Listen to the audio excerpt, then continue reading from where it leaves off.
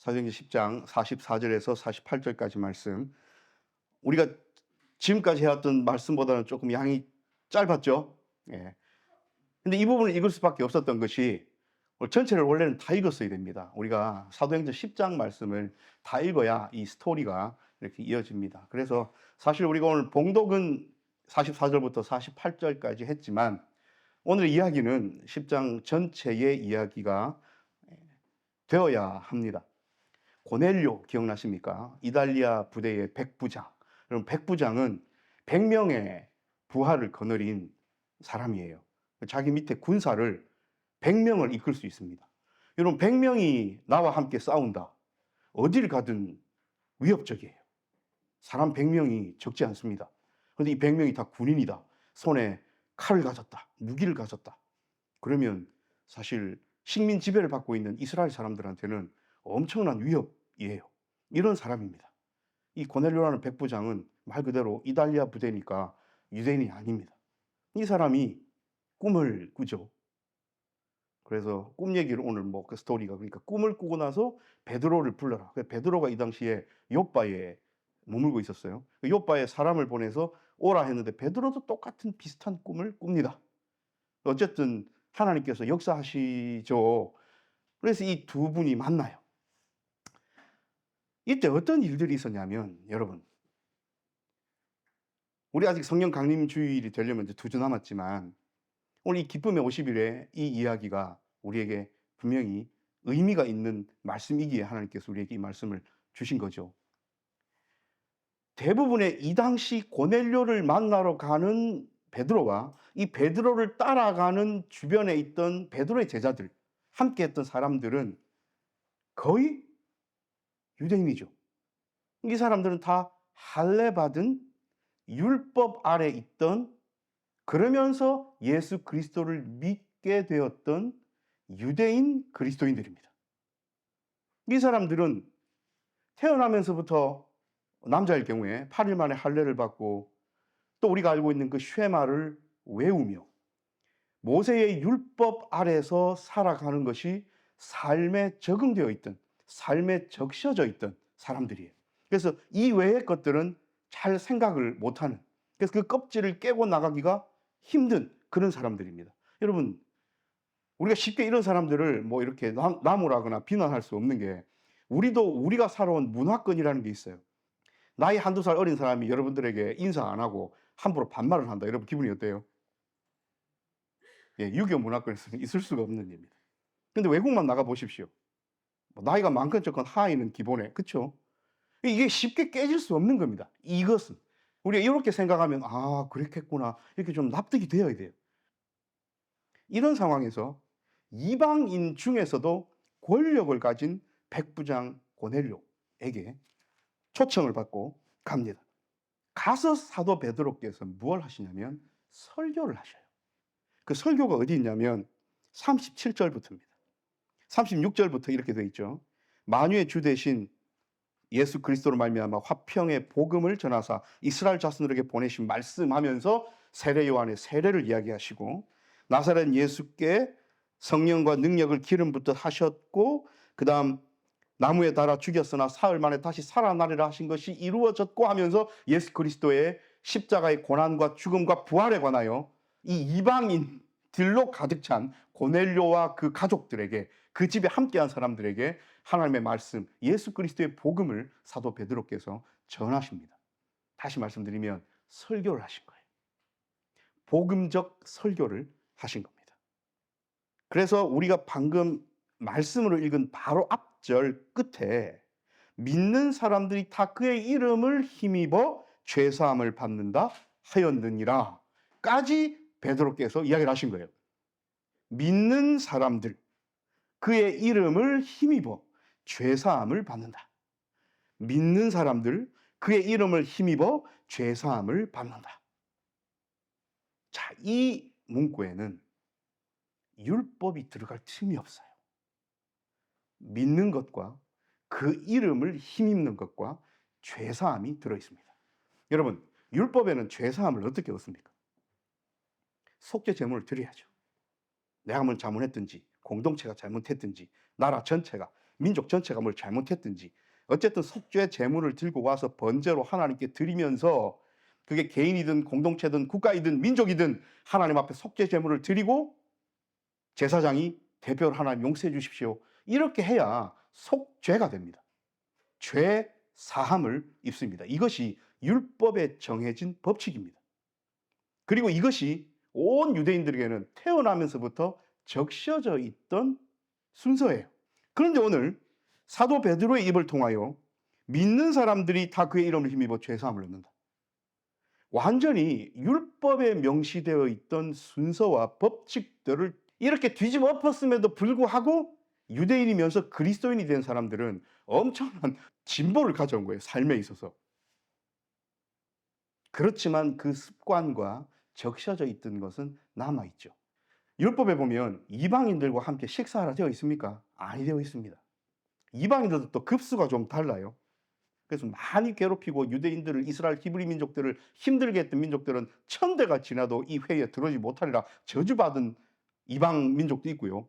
에돔 같은 데는 몇 대가 지나면 들어오리라 하는 민족도 있고요. 어쨌든 경우의 차, 이 정도의 차이는 있지만 이방인들은 쉽게 들어오지 못해요. 성회라는 것은 뭡니까? 율법 아래, 하나님의 명령 아래, 히브리 민족 안에 들어올 수 있는 그 자격을 이야기합니다. 예외가 존재했음에도 불구하고 기본적인 율법의 가르침과 바탕은 이방인들과는 함께 하지 않는다입니다. 그리고 여기서 더 나아가서 구원은 누구에게만 있다고요? 유대민족에게만. 왜요? 율법을 받았으니까요. 이 율법이 구원의 수단이라고 철떡같이 믿고 의지하고 있으니 그거 지키려고 애썼던 것 아닙니까? 그러니 그런 와중에 평신도이면서 제사장 그룹 레위 민족들보다 더 율법을 잘 지키고 살아가고자 해서 자기 스스로의 삶을 이렇게 경건하게 딱 갖춰서 살아가려고 애썼던 부류들도 생겼잖아요. 이런 사람들 우리는 뭐라고 부릅니까? 바리새파라고 부르는 거죠. 이게 왜 생겼다고요?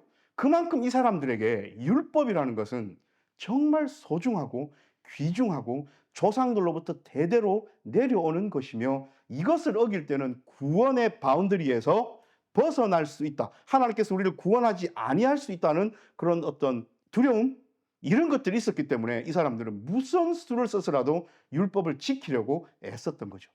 그래서 그 결과로 바리새인들과 같은 그런 사람들이 생겨난 겁니다. 베드로가 이 설교를 마칠 때에 우리가 읽은 첫 번째 요절, 9절 말씀. 베드로가 이 말을 할 때에 성령이 말씀 듣는 모든 사람에게 내려오시니. 베드로와 함께 온 할례 받은 신자들이 이방인들에게도 성령 부어주심으로 말미암아 논란이 이런 방언을 말하며 하나님 높임을 들음이로라. 자, 어떤 일이 일어났다고요? 여러분, 베드로와 함께 온 할례 받은 신자들, 즉 유대인이자 그리스도인인 베드로와 함께 했던 사람들은 무엇을 경험한 사람들입니까? 마가의 다락방에서 성령 충만함과 내려오심을 경험한 사람입니다. 이 사람들은 보통 사람들이 아니에요. 성령님께서 함께하는 사람이고요. 그 성령님이 오셨을 때에 나타났던 반응들로 이 사람들도 방언을 말하고 사도 베드로가 오순절 다락방 사건이 있고 나서 바로 뭘 했습니까? 시장 어귀로 뛰어가서 각기 다른 장소에서 온 고향이 달라서 언어가 다른 사람들에게 복음을 선포했는데 그게 각기 다른 언어로 들렸다. 여러분 기억나시죠? 이런 걸 경험한 사람들이에요. 지금 같이 온 사람들이. 그래서 그 당시에 성령 하나님께서 내려오시면 어떤 반응들과 어떤 일들이 일어나는지를 체험한 사람들입니다. 그런데 이 체험한 사람들 눈에 이방인이잖아요. 베드로 선생님이 설교를 했는데 똑같이 성령이 임하셨고 이 사람들이 방언을 말하고 하나님의 이름을 높이기 시작한 걸 보니 이제는 눈으로 봤으니까 이게 거부할 수가 없는 겁니다. 그 전까지는 이것을 보기 전까지는 무슨 이방인에게 구원이 있고 이방인에게도 뭘 세례를 주고 그럴 수 없다라고 은연중에 생각했던 사람들 눈에 자기들이 경험했던 것들이 똑같이 이방인들에게도 나타나니 이제는 거부할 수가 없게 된 겁니다. 이는 방언을 말하며 하나님 높임을 들음이라. 이 이방인들도 방언을 말하고 하나님의 이름을 높여드리는 일들이 눈앞에 벌어지니까 이제 우리 쓰는 말로 얼마나 속이 시끄러워졌겠어요. 얼마나 막 머리가 혼미해졌겠어요. 살아온 경험과 문화와 종교적인 율법적인 것을 봐서는 용납이 안 되는데 내 눈앞에는 하나님께서 그것을 용납하는 일이 벌어지니 이 둘 사이에 얼마나 큰 충돌이 있었겠습니까? 이것이 고넬료의 집에서 일어난 사건이에요. 근데 사도 베드로는 이미 꿈을 통하여 내가 속되다 부정하다 하지 않았는데 네가 왜 부정하다 속되다 단정하느냐 라는 맥락의 꿈을 꾸었지 않습니까? 그 베드로는 이미 힌트를 얻은 거예요. 그래서 베드로가 이렇게 이야기를 하십니다. 이 사람들이 우리와 같이 성령을 받았으니 누가 능히 물로 세례 베풀물 그 말이요. 여러분, 세례를 베푸는 것은 속죄의 의미가 있지요. 속죄는 누구만 받아야 됩니까? 이 사람들의 생각 속에서는 유대인만 받아야 돼요. 왜요? 죄를 속한다는 것은 구원이잖아요. 죄를 용서받는다는 것은 구원입니다.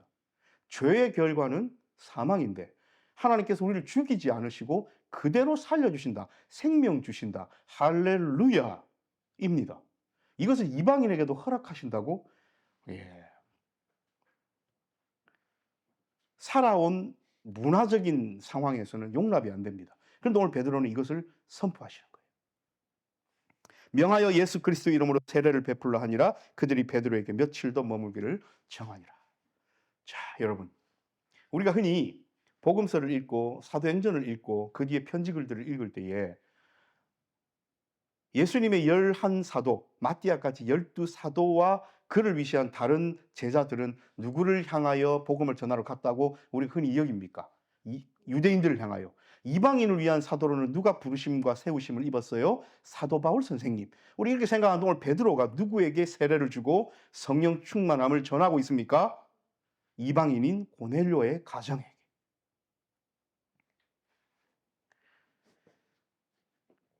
밖에 공교롭게도 비가 내려요. 성령 하나님은 비처럼 우리에게 내리십니다. 너, 나 할 것 없습니다. 누구든 우산 쓰지 않고 비 오는 날 밖에 나가면 남녀노소 다 비를 맞아요. 하나님의 은혜입니다. 성령 하나님은 우리에게 이렇게 비처럼 내리십니다. 구분하지 않으십니다.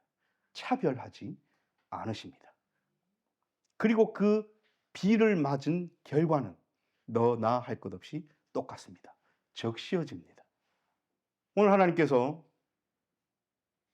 이 지구상에서 일어나는 모든 일들과 사람들 위해 성령 하나님께서는 보편적으로 역사하고 계심을 잊지 마십시다. 이방인이라고 해서, 죄인이라고 해서, 사회적 약자라 해서, 혹은 아직 복음을 듣지 못한 사람들이라고 해서 구분하지 않으십니다. 우리의 숙제는, 우리의 과제는 사도 베드로처럼 누구나 성령 하나님의 충만함을 입을 자격이 있는 그 사람들에게 쫓아가서 이것이 무엇인지, 이분이 누구신지, 이분이 나를 위하여 우리를 위하여 어떤 일을 하셨는지, 그리고 그의 이름을 믿는 자들에게는 어떤 속죄의 은혜가 내려지는지, 그 이름을 믿고 그 이름을 힘입어 살아가는 것이 얼마나 큰 궁극적인 생명인지를 전해주면 되는 거예요.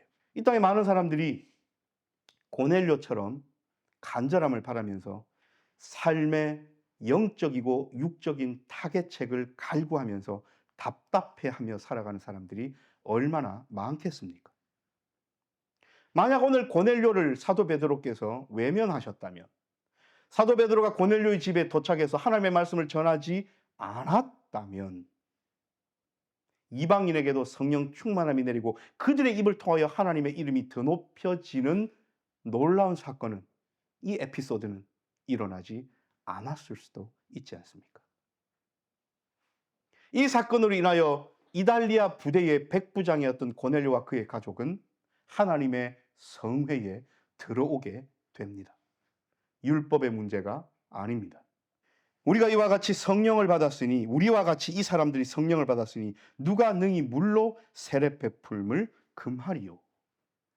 여러분, 사도 베드로께서 이 말씀을 하셨다는 것은 그 앞편에 얼마나 많은 유대인 그리스도인들이 이방인들에게도 세례를 베풀려 했던 시도들을 막았을까를 짐작해 볼 수 있습니다.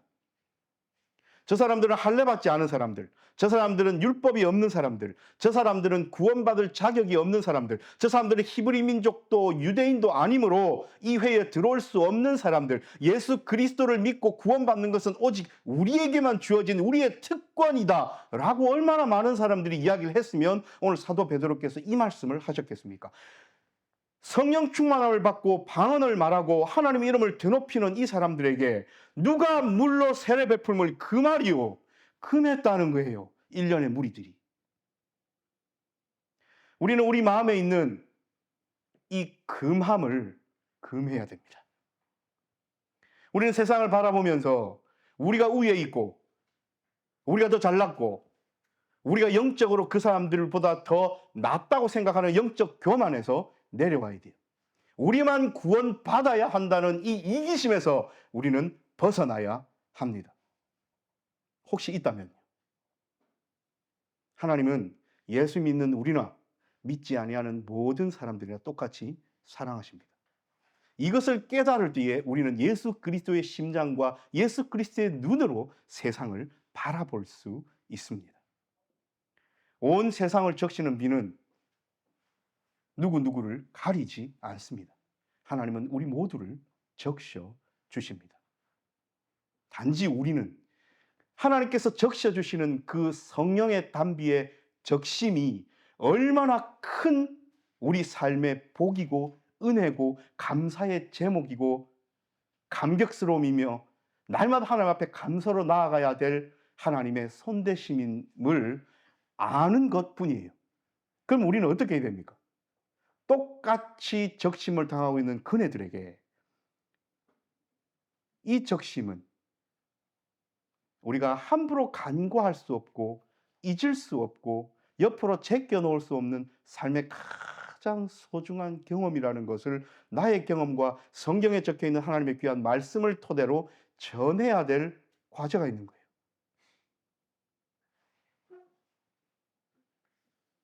우리는 베드로의 삶을 살아야 하지 베드로 주위에 있었던 몇몇 사람들처럼 세례 베품을 금하는 영적 이기주의에 빠진 사람이 되어서는 안 될 것 아닙니까?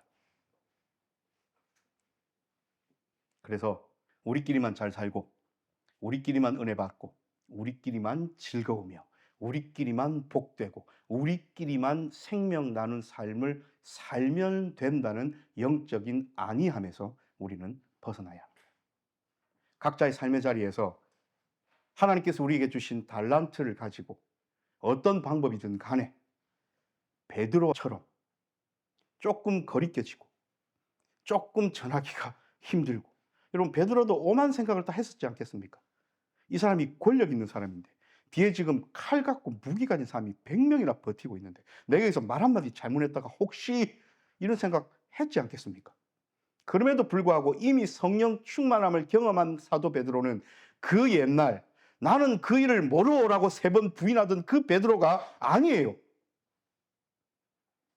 이미 성령 충만함 받은 베드로는 전생에 의하면 십자가에 거꾸로 매달려서 순교할 만큼 하나님을 향하여 예수 그리스도를 향하여 이미 자기의 삶을 다 내어놓은 참 제자였단 말입니다. 이 제자가 된 베드로에게 백부장이라는 지위는 유대인이 아니라는 이방인이라는 그 사람의 배경은 아무 문제가 되지 않았습니다.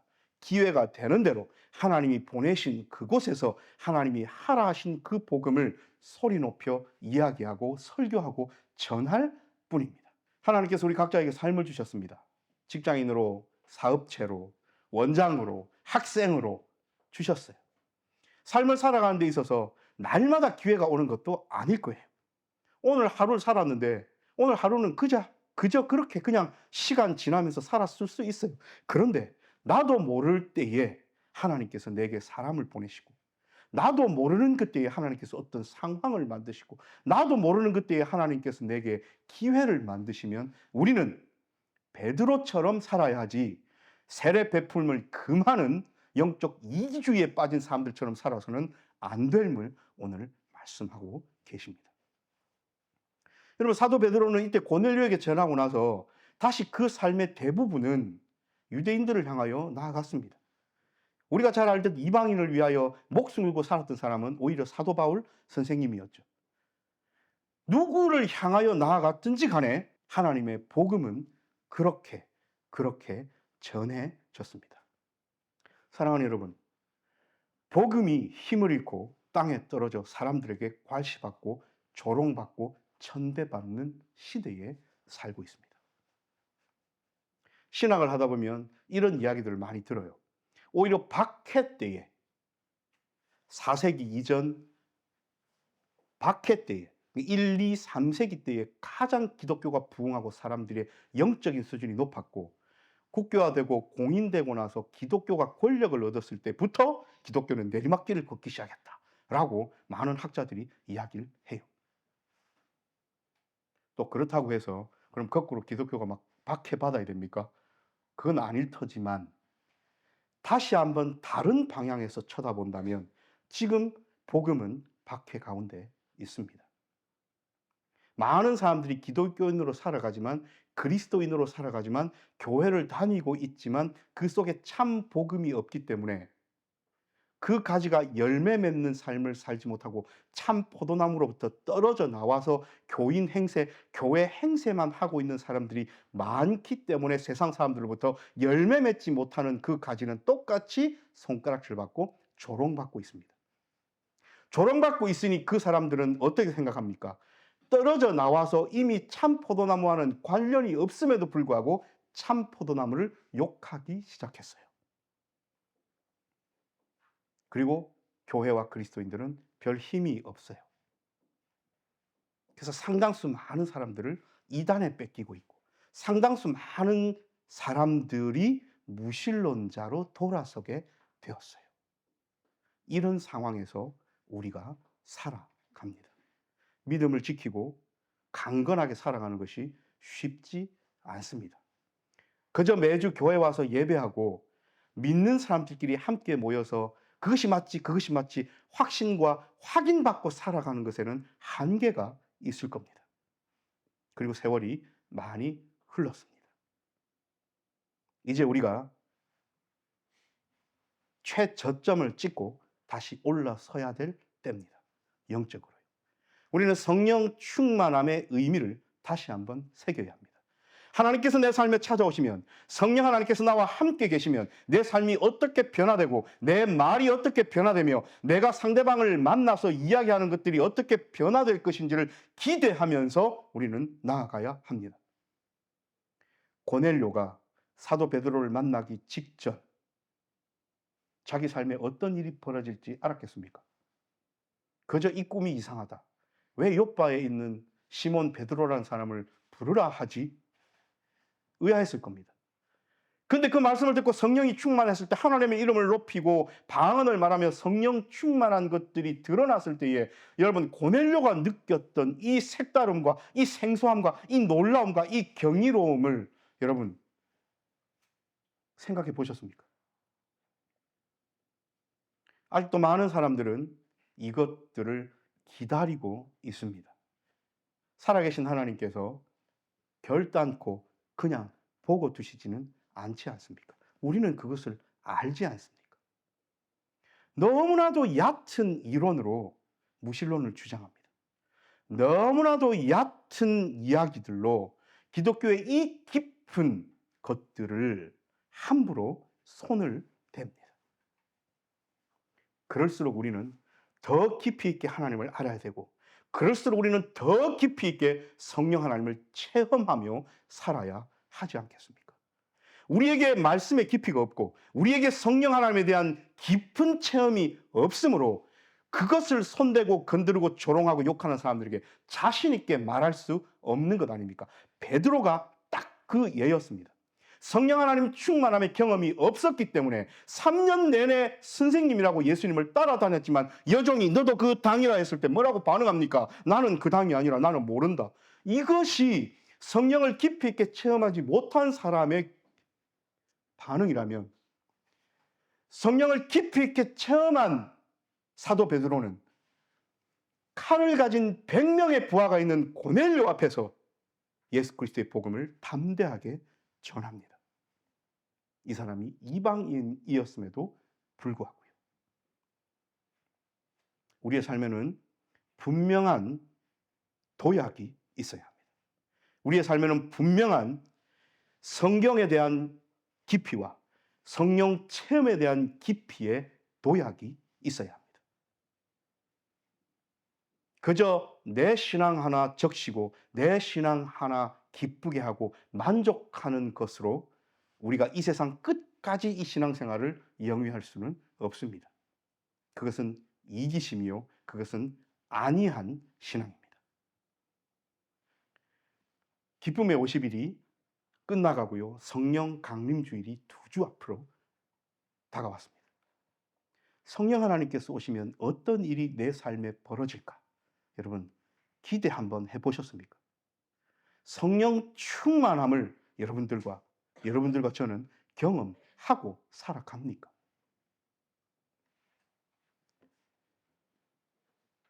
나에게만 성령 하나님은 충만케 하지 않으신다라는 생각은 오해고 착각입니다. 앞에도 말씀드렸듯 성령 하나님은 온 세상을 적시며 내려오십니다. 오늘 이 시간도 우리를 적시고 계시고, 오늘 이 시간도 우리의 마음을, 우리의 영혼을, 우리의 생각의 깊이를, 우리의 성령 충만함을, 우리의 체험적 삶을 적시고 계십니다. 이번 한 주간 동안 성령 하나님께서는 우리의 삶에 찾아오셔서 누가 성령 충만함을 맛보고 삶의 신앙적 도양을 이끌어내는가, 누가 더 하나님을 제대로 인식하고 한 걸음 더 깊이 있는 신앙 삶으로 들어가는가 찾고 계십니다. 기도하겠습니다.